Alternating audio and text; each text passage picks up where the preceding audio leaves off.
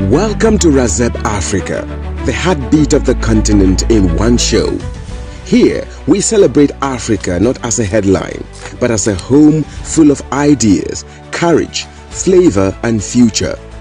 This is where we talk about everything Africa. The politics that shape our nations, the innovations that shift our economies, the culture that colors our lives, the challenges we face with honesty, and the victories we are building one story at a time. On this show, no topic is swept aside. We are unfiltered and we are intentional. We bring you experts from across the continent and the world. Voices that know, voices that live the African experience, voices that are shaping the next chapter of our story. Let your spirit rise. We don't just tell Africa's story, we own it. Join Joy Asonye on Razep Africa, Monday to Friday at 11 a.m. to 12 noon on Global Television. Hello there, many thanks for joining us on Razep Africa this beautiful morning. As usual, we're here to give you all the updates you need to have to make better informed decisions and maybe even love this continent of ours a bit more better and more be patriotic to show youth inclusive initiative. Thank you so much for being part of the program this morning. Thank you very much for having me. And of course, we'll be discussing something very important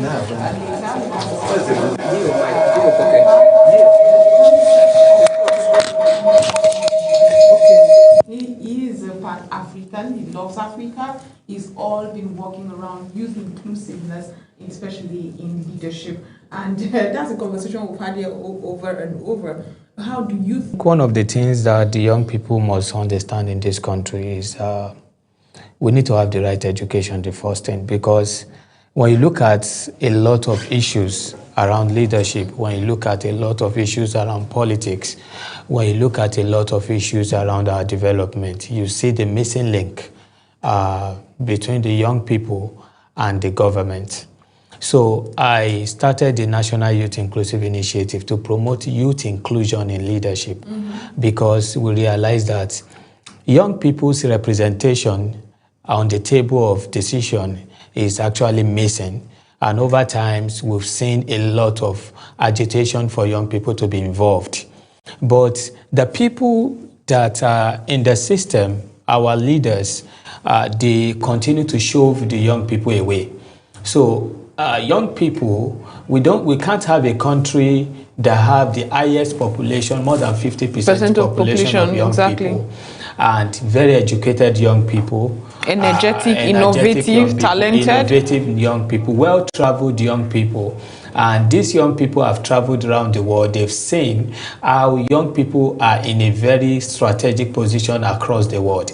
So Nigeria cannot be missing out. Absolutely. So young people representation, young people involvement, young people inclusion is one of the pathway to development if Nigeria must get to the cradle of their Africa, basically. An African, because if you look at Uganda, or you come down to Congo, you see that the reason why we still have a little particle remains in Congo is because of the resistance of young people. Young people, they pay the price for war. They pay the price for a lot of crises across Africa. But when the development comes, keep asking, they can say you're not ready for leadership because I don't think the young people even understand the leverage that they have. They have the numbers, they have everything you could think of, the numbers, the energy. It right. It will There's reverberate. A leapfrog for development and liberation of Africa. Now, talking about leverage, Africa is a very diverse continent. Look at the language that we speak. We are not speaking the same language. You see, this question you are asking me, the likes of Kwame Nkrumah was one of those people that have agitated, advocated, and even worked. Is swept aside. We are unfiltered and we are intentional. We bring you experts from across the continent and the world. Voices that know, voices that live the African experience, voices that are shaping the next chapter of our story. Let your spirit rise. We don't just tell Africa's story, We own it. Join Joy Asonye on Razep Africa, Monday to Friday at 11 a.m. to 12 noon on Global Television.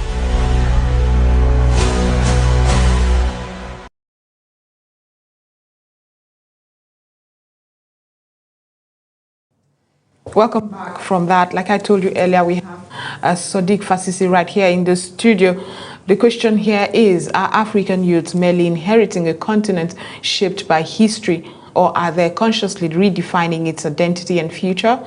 In a time marked by migration debate, digital revolution, civic activism, cultural renaissance, and economic uncertainty, African youths are negotiating who they are, locally, nationally, and globally. Identity is no longer just cultural, it is a political, economic, and deeply strategic move.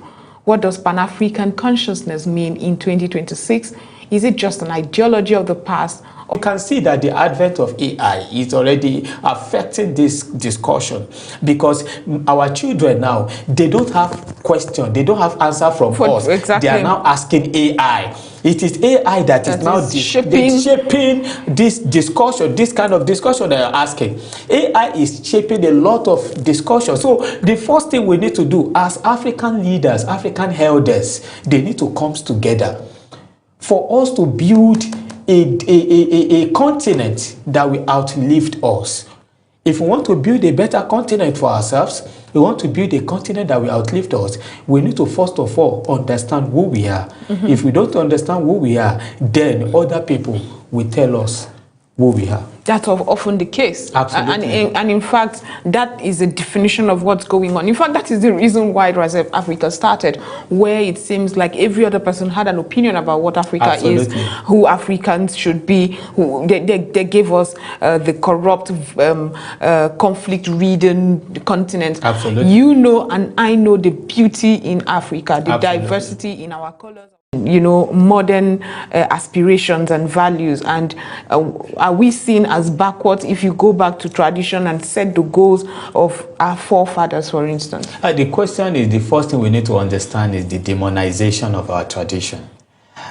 Most of the times, you see, I think sometimes when we talk about colonization, it's not because we want to dwell in the past, but we cannot forge ahead without looking at where we are coming from. Oh, absolutely. There's a particular proverb in Yoruba that says, "Tomode ba subu awuwaju, tagba ba subu aweyin," that when a child fell, the first thing a child will do is to look at the front. You understand? But when an elderly person fall down, he will look at the back. First off, we look at whether something is chasing him or what happened to him. You understand? We need to look at the back for us to look ahead. Right. Now, talk about education, our educational system. What kind of education do we have in Africa? It is one that was structured by our colonial. So you see, and they say anything that is not written is not existent. Everything about, when you say our educational system, I don't even call it education, I call it indoctrination. We have been indoctrinated through our educational system. So they've get into our head everything about our continent. It is looking like if it's demonized. So that is why I said, but I will not continue to talk about problem, because I believe Race Africa, the reason why this particular platform is set aside is to look for ways to address some of the seeming challenges that is confronting Africa. The first thing I would like us to do is to restructure our education in Africa, because we cannot move forward as a people without first of all knowing who we are as a people. Absolutely, I agree with you. Okay, when I was growing up, I think in my secondary school days, I have some study about Yorubas. You understand? Yoruba is part of my subject.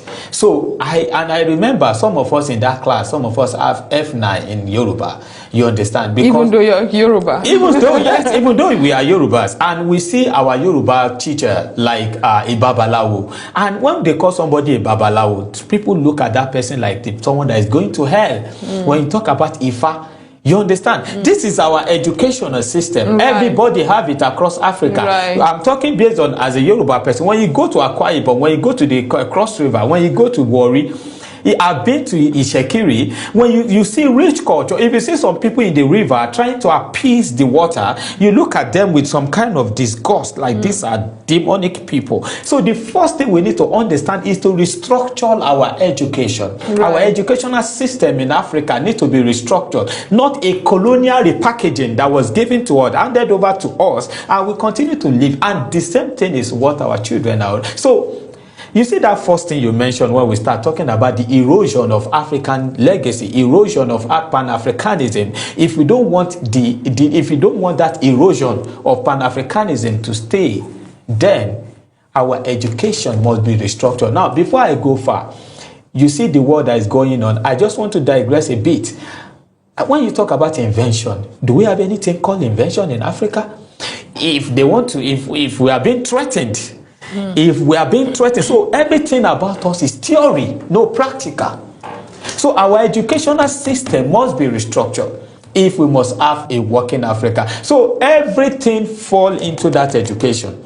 Because the reason why you are like this, the reason why you can talk about Africa is because of some education. You have deviated from what you study in school. Absolutely. So what you are talking about is because you have understudied. Who am I as an African person? Who is Joy? Okay, they give me Joy. Okay, let's say I love the surname Asoyen. Who is Asoyen? You have had some kind of background checking. Right. So it's now reawakening. The reawakening is like bringing out the African in you. Yeah. You know, they say black is not a color, it's an attitude. Black is beyond a color. We want this to mobilize as a continent. There must be a mobilization. Race Africa needs to do a lot because you see, media. Did you know I had a very funny talk yesterday? I was watching a particular video on TikTok, Seun Kuti, the son of Fela, and there was one thing I heard. They said all the media houses in Nigeria are being funded by the West. And there was a very quality disconnection between that conversation. The first, they are talking about MacArthur Foundation, they are talking about Ford Foundation, and they said that if you look at their funding, go and check their funding, everything about us must be indigenous. If you want Race Africa to grow indigenously without being polluted, so that this conversation will bear a good fruit, exactly. The first thing we need to look at, where is the finance coming from? See, I like to be blunt. I don't like and I appreciate your bluntness. And the question is that who pays the piper? Who are the people? Who pays the piper? Decide the tone. Absolutely. Dictate the tone. Who are the people that is going to mobilize, that is going to support the funding of this very beautiful initiative that carries Africa? We want to raise Africa. When they say raising, when they say the house is raising, something is on fire. You understand? You want to illuminate this discussion. There is going to be like an illumination, a liberation. There is going to be a question of finance. So it is from that finance that these people come in. They come like with Greek gift for those that study political science. Exactly. It's like a Greek gift. It's conveyor package. Right. You understand? You won't As notice if it has good intention. Exactly. And that is where see, let me tell you, devil self is strategic. Devil is not very, and there are some people that have understudied the word very well. And if you look at the word is being programmed though. And that is why Africa must not miss out. Somebody was talking about the Greenwich Meridian time. Right. Some people are behind it. Yesterday, somebody was talking about it. He went to Greenwich in London. They were talking about when Britain was in charge of all the seas in the world. And what do? If they go to Africa, they want to do their slave trade. Sometimes the sailors, they used to be lost. Because let's say, for instance, from the south to the east, north to the west, the calculation they used to be lost. Yeah. That was what gave birth to the Greenwich Meridian time. Yes. Okay. Now, if you move from this time, maybe this is 00 Celsius. If you move to this, and they calculate that, and that was what gave birth to the clocking. So people are in charge of everything in this life. So the question is that where is Africa in this? In the scheme of things. In the scheme of things, we cannot. So that is why I'm so sorry. I'm talking about media because I don't want to. But the question is that I have to talk about because it. the truth is, with media, you could subtly send nuances and narratives, and that is another thing where Africans have not been intentional about. I was talking on the show here some time ago where I was listening to radio and a jingle from a European country. There was a jingle advertising a tourist site in Europe. Of course, the money is in Africa. Absolutely. We don't admit it. The West doesn't admit it, but it's true. The money is in Africa. Yeah. So there's a vibrant tourist jingle in our local radios telling you to come explore that European country. Wow. How often do we do that for Africa? We don't do that. And we won't even dare do that because we've been tagged war-ridden. Absolutely. We've been tagged corrupt. We've been classified as all the unfortunately negative nomenclatures and images you can even conjure up. So that's the problem there. So I understand the importance of media in shaping mindsets, Absolutely. in reawakening all of this. Absolutely. But again, you talked about funding. Where could the funding come from? You see, thank you very much, Joy. I like the way you are layering your questions one after the other. You see this question that you ask, this is the foundation of the problem of Africa. When you talk about any other things, you see money. That is where the problem comes. I said I'm the founder of the National Youth Inclusive Initiative. You should ask me, why do I start National Youth Inclusive Initiative? It does not start as National Youth Inclusive Initiative. We started as Nigerian Youth Alternative Council. I was the national secretary of the Nigeria Youth Alternative Council. And then I'm coming to your question, but I want to lay this background. So sorry, please. I was the national secretary of the Nigeria Youth Alternative Council. Let me tell you, we are the first organization in Nigeria that wear khaki and beret to the National Assembly. We were nearly killed that day. Then we used to I remember I used to trek from Piwe to Durumi with my legs. Then I used my money, my business money. Then I have 2 POS in POA. I used my money to run alongside some other organizations, some other members of the organization. Then I now realized that there is this guy from my state. His name is Shino Abiola Pella. He was the House of Assembly, House of Representative member from my constituency in Isheyin. He's quite popular. We know him. I said I met him and I told him, and he's a nightlifer. I know him very well in Lagos. He owns Kulos. He owns Aquila. He's a very rich guy. And if you look at the story of his father too, a magician in Africa, someone that they call him Olowo Ido in Yoruba land. But then I met him at the National Assembly and I said, I want you. That was how I talked to him. That they convinced him. I said, I want you to be the genesis of the problem, of the destruction, of the collapse of the Nigeria Youth. But that's often what the case is. And now, you see, talking about funding, it is possible, and I will mention 3 names that you should look out for. Right. That you can actually see. I know a lot of people will say, would this be their priorities? And somebody says something. Permit me to quote this word. They said, quote is life. They said there's a quote that said, old people are desperate because they no longer care what will happen in the world again because they are going. Now, you look at the likes of Razak Okoya. You know who is Razak Okoya, right? Africa, we have billionaires in dollars. I was young when my dad used to play a particular Fuji musician. And these people are billionaires right from I was born in the 90s. In the 70s, 60s, they are billionaires in dollars. These are people that we can reach out to fund African projects. Because there will be a level that Race Africa will go to that some people will feel threatened, and they will be like, these people are, you see, was it Bob Marley or Lucky Dube that sing this song that said, arise from your sleep, Africa. That we should come people that will fund this kind of ideas so that the ideas will outlive us. Absolutely. If we don't want this idea to die. Because let me tell you, I'm just talking. Talk is cheap, right? Talk is cheap. I'm saying I may go to you where you have to mobilize. Mobilization is not beans. I'm telling you, it's not joke. Even to bring me to the studio, I know how much I spent. In China, someone anywhere but Africa, you see how their faces lit up because they want to be part of anything that's global. but how interested are they when it comes to indigenously contributing for the, again, I like the word, blossoming of this continent? You see, the liberation of Africa is not going to come easy.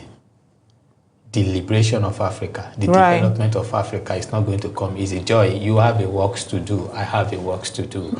All of us have a works to do. The people that share the same ideas, the people that want development, that want a change, that want to see Africa grow